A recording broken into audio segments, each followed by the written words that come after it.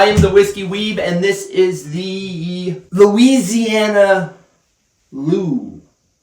Is that what they call Lou in like French? Is that French for shitter? But anyways, we got JT Meleck Distillers Louisiana handcrafted whiskey, and something really cool about this whiskey is it's rice whiskey. I've had the high proof, which is 110 like blue label JT Meleck, and this is the same bottle, it's just age stated 6 years, because I think the other one is only 4 years old. But now they started to release these batch products that are age stated, and JT Meleck is a really cool company, right? It's like a swamp to bottle distiller, because they have their rice paddies there, like at their facility that they actually grow their rice at, you know, mash, ferment, distill it, that whole night, and then they age it. Really quick, let's take a look at this actually. It's rare that I ever do this, but we're gonna take a look because I don't really know much about JT Meleck. It says, this is a story about Providence. It begins in 1896 when JT Meleck was a man with nothing but a large knife and a suitcase full of dreams. He told himself, I've got an idea. So he went out into the swamps and decided to plant some rice. Well, these weren't just any normal swamps. These swamps were gator-infested swamps. So he took his knife and his suitcase full of dreams, and he protected those swamps with his life. And after he eradicated every gator within a 18 square mile radius, he planted his rice. And that rice that he protected from those gators is in this bottle. Here's my motherfucking ball!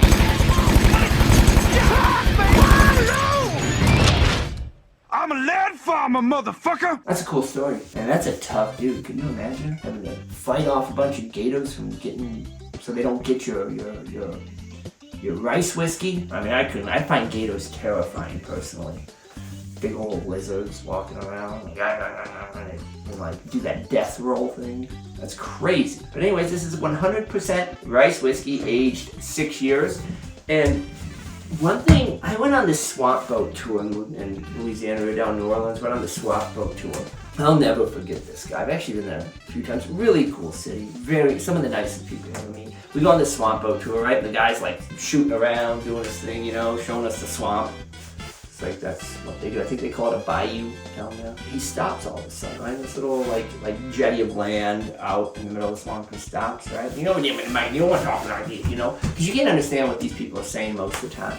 But he gets off and he's got a big stick in his hand. And he's like, y'all want to see something cool now? Here, I'm going to show you something. I'm going to show you something real cool now. Here, okay. And all of a sudden he goes to this pile of like sticks and debris and leaves and stuff like this, right? And he starts kind of like poking it. But as he's poking it, he's looking around. He's really looking around, and we can see something's up. All of a sudden, he's like, oh, I got him! And he runs, jumps back on the swamp boat, right? And this huge gator just comes up and bites the railing. Like, I mean, this thing was moving. I don't know how fast gators really move, but this thing was probably going like 20 miles out, comes up and latches onto that rail of that swamp boat, right? And he's like, oh, we gotta go! And he kicks it into gear and so takes off, right? The gator lets go. And he is laughing. Just this maniacal laugh, right? And someone on the tour asked him, he's like, what the hell was that? He said, ooh, that was a gator's nest, and that was the mama who just came and attacked us. He's like, I thought you guys would get a kick out of that. What? Like, I was absolutely dumbfounded. Like, it was really cool. Don't get me wrong, but absolutely dumbfounded. Like, what kind of lunatic tour guide is like, you know what I'm gonna do? I am gonna go and poke this mother alligator's nest until she attacks the boat. Like, dude's a legend. Absolute legend. It made for an awesome day, an awesome story. But, oh my God, was it terrifying at the time. Because this thing was huge. I mean, it was probably 10 feet long. And then probably 200 pounds, it just comes up grabbing that railing. The coolest thing about it too is after we pulled away, dude, the railing was literally broken. It was, one of the welds on one side was broken and the thing was all like mangled from the teeth mark. Oh, that was really cool. But anyways, this whiskey smells like bourbon. Weirdly enough, a lot like bourbon. But you know what? It's not regular bourbon, it's like French oaked bourbon. I know that's probably weird. People will probably disagree with me, but you know what I have to say to you if you do? Nah, whatever, I don't care. I'm wrong all the time. And it tastes a lot like bourbon. Very cool. Very cool whiskey. Obviously, they're aging in new charred oak. They're not using like ex-bourbon barrels or anything like this. because rice whiskey can completely be its own thing. They're really kind of shaping the market outside of like people using it as like a filler grain. Like Jim Beam, the Sunshine Blend, I believe has brown rice distillate in it. What's really cool about this is the texture of it. Like what I think the kids call a mouthfeel is so unique on this. And it tastes almost slightly like it's French oak finished, which it's not. But I get that vibe off it. It's really peculiar and absolutely delicious. I recommend anyone who kind of knows or sees this company, like try them. Just stop messing around and just give them a shot. They're really cool. It actually reminds me of another story. I spent some time down in Biloxi, Mississippi. I woke up there one day after like a 2-day long bender, and we'd spend a lot of time fishing. A real warm spot in my heart for like these swamp people. I don't know if that's the polite thing to call them, but I think we're gonna call them swamp people. And sitting there at the time fishing, we're actually using dough balls trying to catch like some catfish because we saw them kind of feeding at the top. But I know, not the most efficient strategy, but it's fun. You know, you got a few beers, and you're trying to catch some fish. Anyways, this guy comes up, starts talking to this really nice guy. He's like, oh yeah, I don't need welcome to now, I'm gonna man mountain. Okay, buddy. He goes, yeah, where y'all from? And I told him, I was like, I'm from, up north. Everybody goes, oh, you city folk, you wanna see something cool? I said, sure, always. Like, one thing I learned a long time ago in life, that I have a rule, and you never say no, okay? Someone asks you something like you want to see something cool or you want to know something, you just always say yes. Just trust me on this one. Guy sits there and he's like, all right, give me, I'll be right back. He runs off and didn't go far, like 20, 30 feet away. And he comes walking out. He's got this like alligator, not a big guy or anything, like maybe 3-4 feet long. Just this little alligator.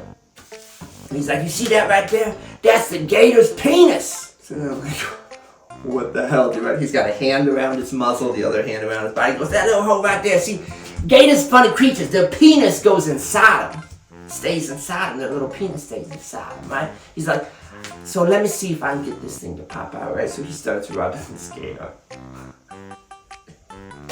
Now when I'm retelling this story, it makes me realize how messed up this was at the time. Like, I'm watching this swamp person literally like, bingo, an alligator. Sure enough, this alligator's getting into it a little bit. So there's something weird when you flip them over and rub their stomachs, they kind of get docile. Like, they'll still bite your arm. They'll still bite you, but they calm down. It's really a strange thing. So he's rubbing this gator, trying to get its gator penis to pop out, right? Much to his disappointment, he was not successful. But I actually had to intervene at some point. And I was like, hey bro, that's really cool, super cool, and I'm taking a look at it. He's like, you want to hold it? I was like, no, I don't want to hold it. But it's really cool. Like, I touched it to humor him and stuff like this. And he's like, okay. I even said at some point, I was like, buddy, you want to go put that back down, right? So he, like scurried off like swamp people do. And like put it off to the side, and the gator ran off, went into the water. That was the day I met a swamp person. He explained to me how alligators' penises work. So if I were to rate this on a scale from 1 to 10, this is good whiskey. This is really cool. They get points for trying and doing something unique that no one's ever done. I'd give this like a, like flavor-wise, realistically flavor-wise, I'd be like, this is 6, 7. Oh, dude, the thing. God, I hope that goes away soon. I would give it like a 6.7, but just for flavor-wise. It's better than average, but not great. You know how that works. But because of uniqueness, I think everyone should go out, buy a bottle, try it. It's really cool to have on your shelf. It's fun to share with people. I'm dribbling on myself.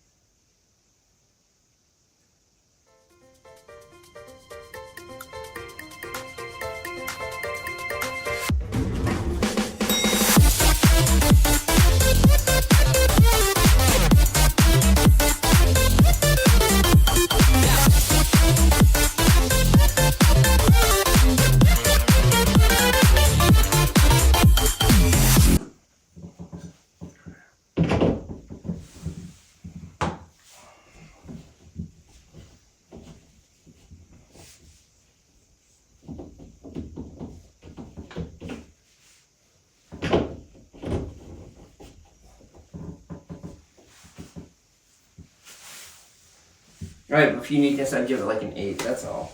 I got nothing else for you. Fuck. My wife's gonna be pissed, dude. I already broke the toilet seat. Now I broke the toilet paper holder. I think that's what those are called.